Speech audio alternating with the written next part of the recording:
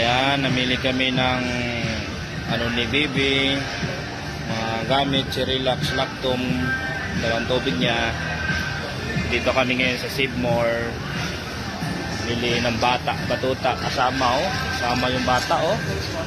Tingnan mo oh, bata namin oh, kasama oh. Dalawa yung gatas na lang ba namin? Ikaw, pwede rin. Dalawin lang natin yung Lactum. Nag-shopping yung Bibi namin. Shopping. Dito tayo.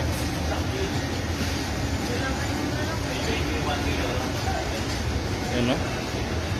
Popo siya o.